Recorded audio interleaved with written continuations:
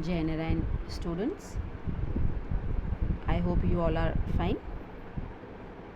So now it is the time when we have to start a new chapter. This time we are starting Ishwaran, the storyteller chapter from our supplementary book, and the writer of this chapter is R.K. Laxman. Before starting the chapter, let us know about the author. So, Rasipuram Krishnaswamy Iyer Laxman. He was born on 24th October 1921 and died on 26th January 2015. He was an Indian cartoonist, illustrator, and a humorist. He is best known for his creation, The Common Man, and for his daily cartoon strip. Lakshman held a summer job at the Gemini Rohan Studio, Madras. His first full-time job was as a political cartoonist for the Free Press Journal in Mumbai, where Bal Thackeray was his cartoonist colleague. He received Padma Bhushan, Padma Vibhushan, Raman Magsaysay awards. Now, about the characters that are involved in the chapter. In this chapter, we'll interact with only two characters. The first one is Ishwaran. Ishwaran, he was Mahendra's cook and was like an asset to him. He was dedicated to his master and followed him uncomplainingly to all his postings.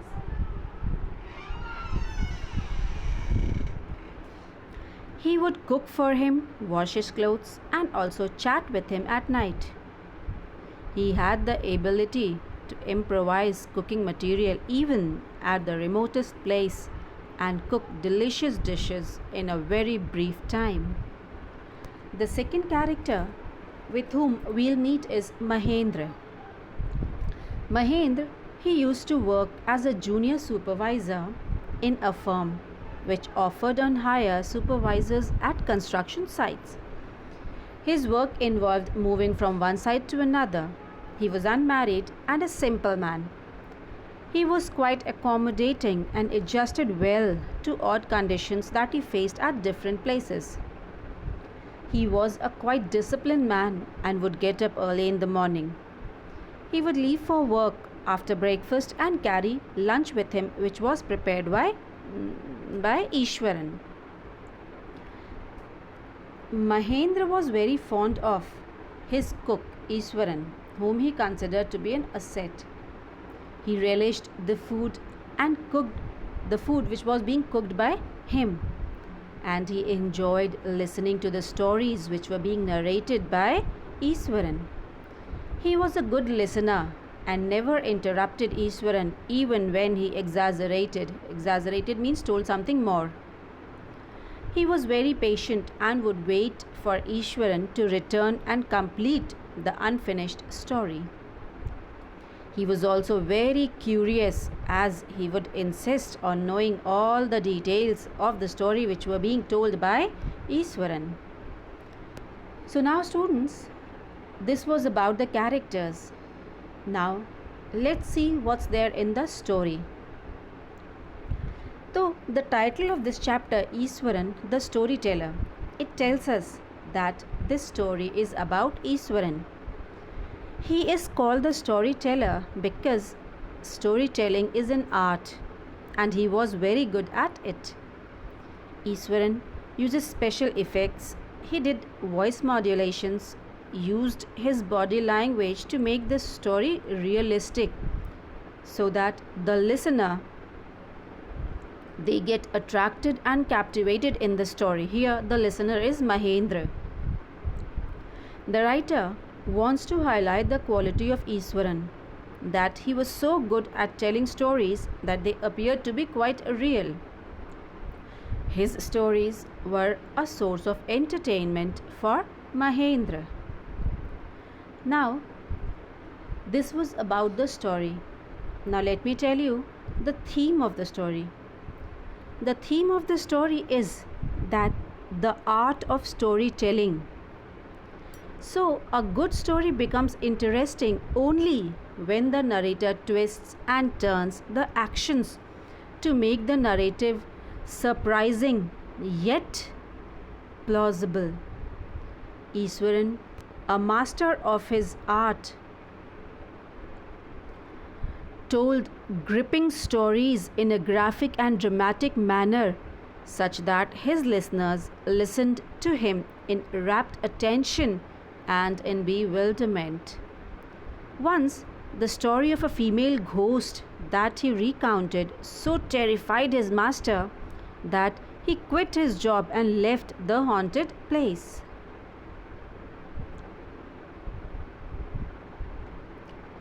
Now, the title. Here comes the title. Why? So, Ishwaran the storyteller is exactly a perfect suitable title for a story that deals with the character like Ishwaran and his mastery of the art of storytelling. Here, the whole story deals with the dramatic manner in which Ishwaran made up and recounted stories, which were admirable more for the style in which elements of suspense, horror, and adventure were added to them than for their contents. Hence, this title is totally justified.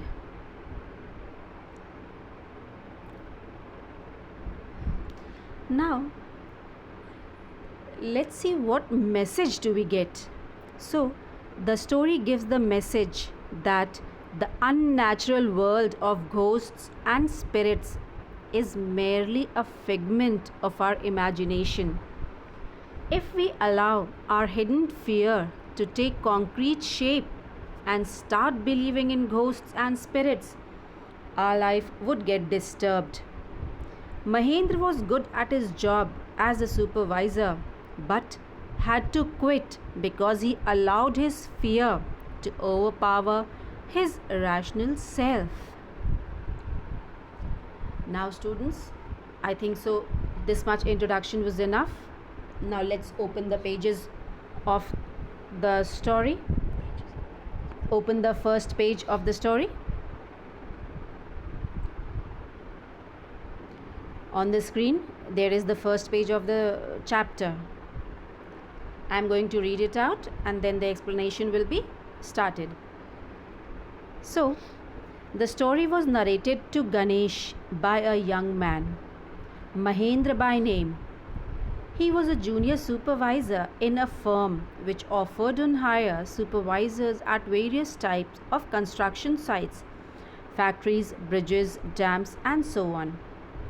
So here, the story, it was being narrated to Ganesh by a young man.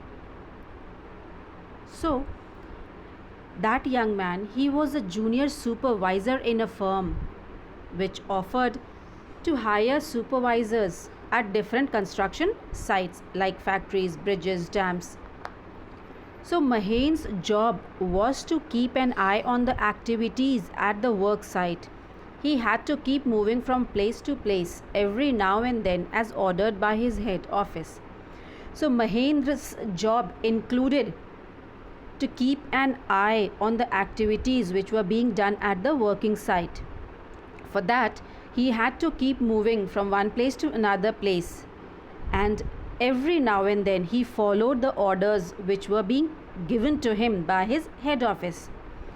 From a coal mining area to a railway bridge construction site, from there after a few months to a chemical plant which was coming up somewhere. So Mahendra kept on moving from different construction sites. Now a question might be coming to your mind, कि what's the meaning of supervisor? Baby, supervisor is a person जिसका कि काम ही होता है to check the work of all the other people.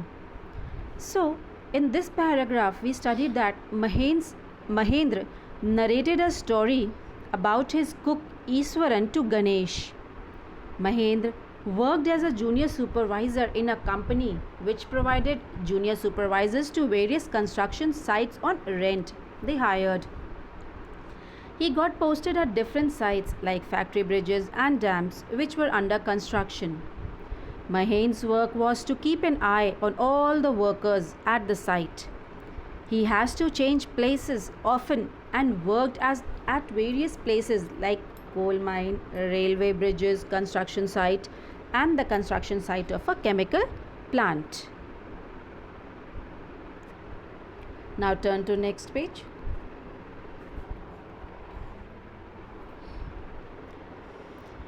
He was a bachelor.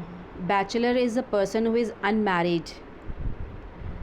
His needs were simple and he was able to adjust himself to all kinds of odd conditions, whether it was an ill equipped circuit house or a makeshift canvas tent in the middle of a stone quarry. But one asset he had was his cook Iswaran. The cook was quite attached to Mahendra and followed him uncomplainingly wherever he was posted. He cooked for Mahendra, washed his clothes, and chatted away with his master at night. He could weave out endless stories and anecdotes on varied subjects. So here a word appeared, makeshift. Makeshift, it means temporary, the thing which is not permanent. The other word which came was quarry, QUARRY. It means mines. Anecdote का मतलब होता है a very short amusing और interesting story किसी भी real incident या person के बारे में. So in this paragraph we come to know that Mahendra was unmarried. He was not having family.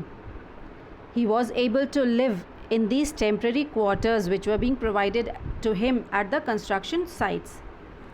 He was quite adjustable and adjusted well in the circuit houses which did not provide the basic amenities or even the tents which were temporary in nature.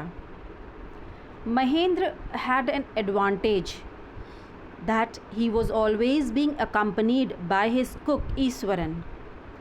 Now he is telling that Iswaran was very close to him and accompanied him everywhere.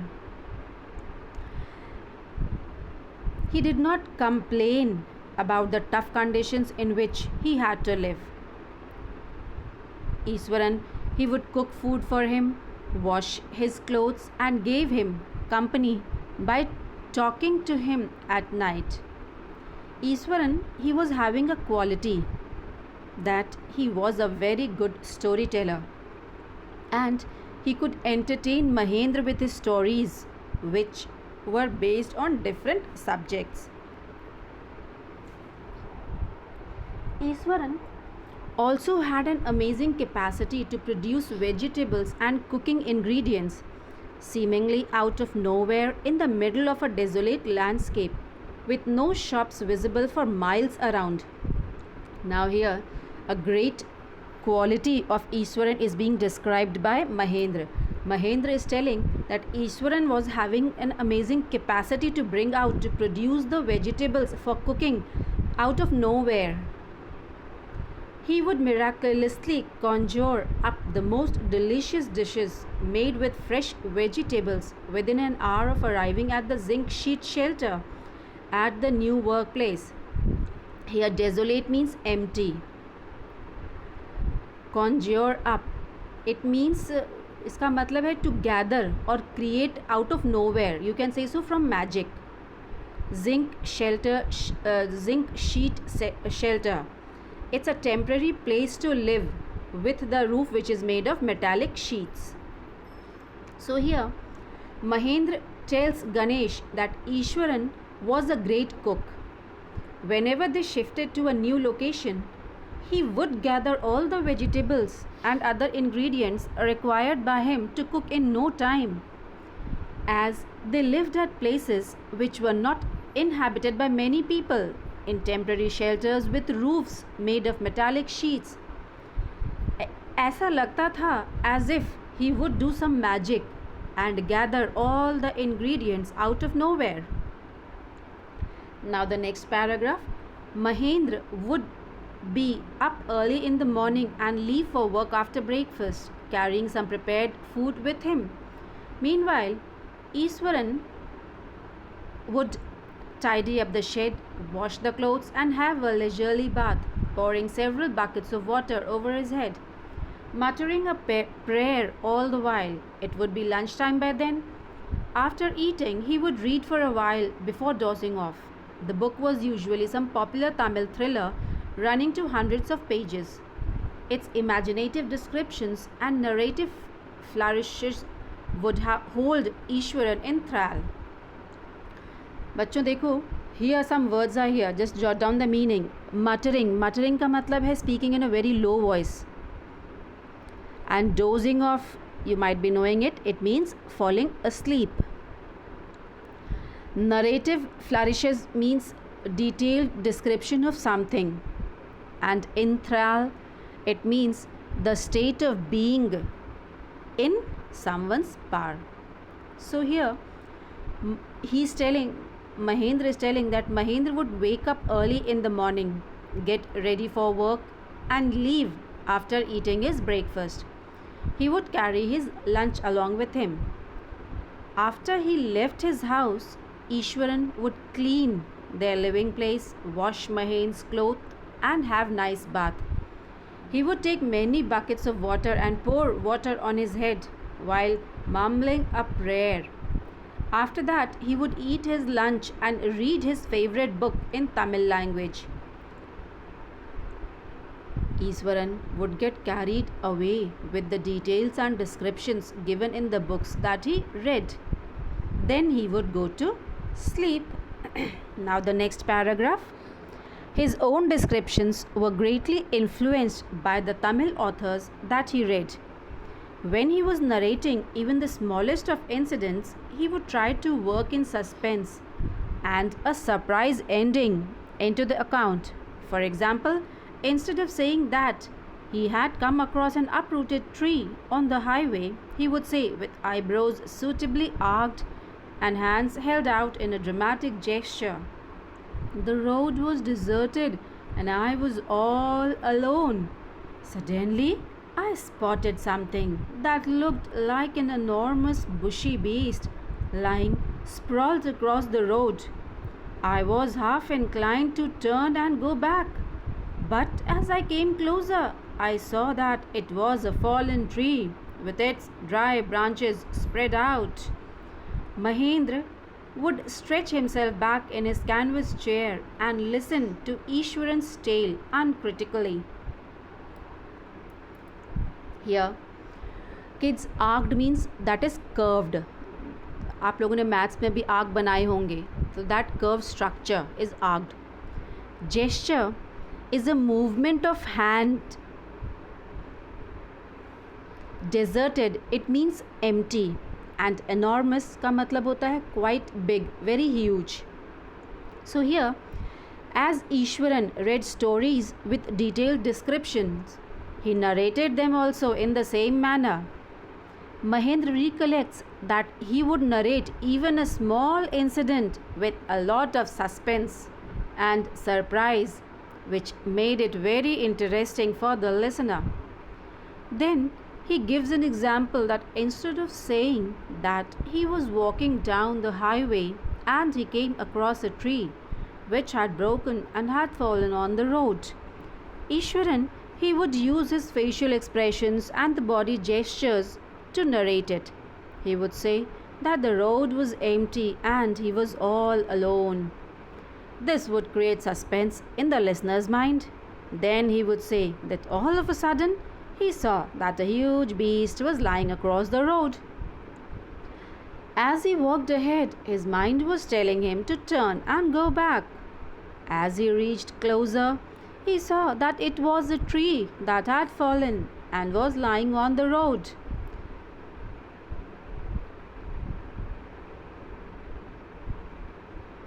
The branches of the tree had spread out and seemed that as if it was a huge beast. Mahendra says that this talent of Iswaran made the simple story also very interesting. and that story was able to captivate the attention of the listener.